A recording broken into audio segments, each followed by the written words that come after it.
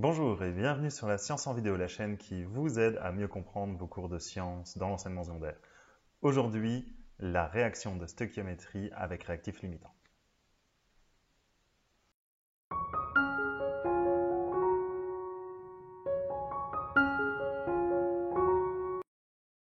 Prenons un exemple de la vie courante pour construire un vélo. Quoi? C'est un vélo ça? Ouais. Je disais donc, prenons un vélo imaginaire. Il est constitué de 2 roues et d'un cadre.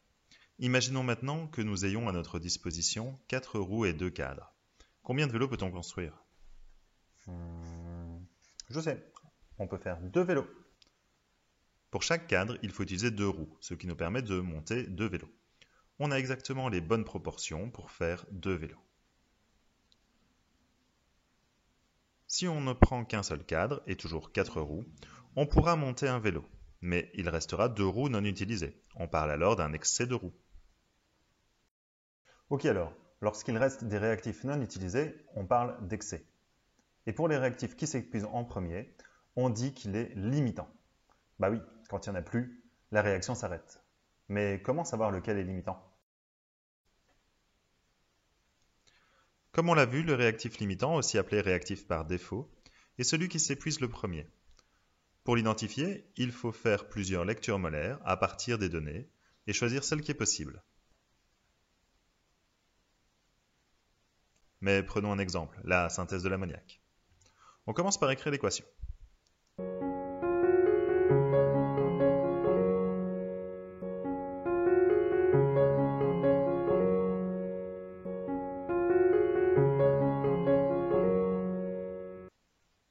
L'équation traduit la transformation chimique, mais donne aussi les proportions dans lesquelles les réactifs réagissent.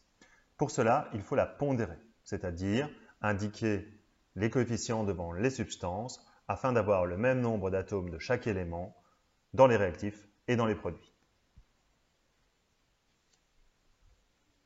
Une fois l'équation pondérée, on va convertir les données en moles. Ici 10 g de diazote et 20 g de dihydrogène.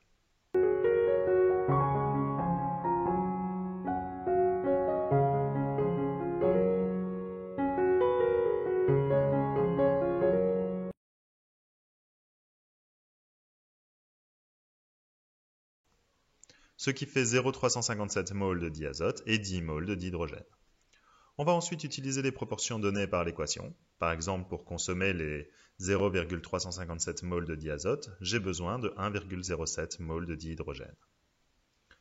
Et pour consommer les 10 mol de dihydrogène, j'ai besoin de 3,33 mol de diazote. Il suffit alors de regarder ce qu'il est possible de faire à partir des quantités à ma disposition. On remarque que la première proposition est possible, mais pas la seconde. Du coup, c'est le réactif limitant qui limite les lectures molaires. C'est beau, non? En effet, les réactifs limitants étant ici le diazote, la totalité des 0,357 mol va être consommée et on peut produire 0,714 mol d'ammoniac. Reste alors à convertir cette quantité de matière en une masse en multipliant le nombre de moles par la masse molaire.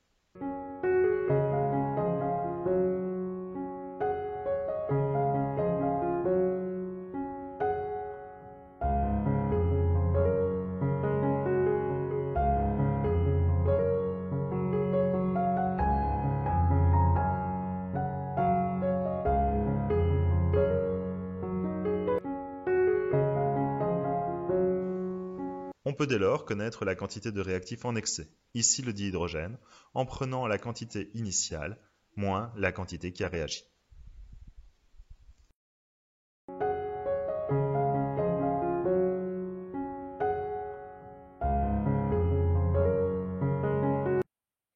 Voilà, la vidéo est terminée, j'espère qu'elle vous a plu. Si c'est le cas, abonnez-vous et appuyez sur la cloche pour recevoir les notifications.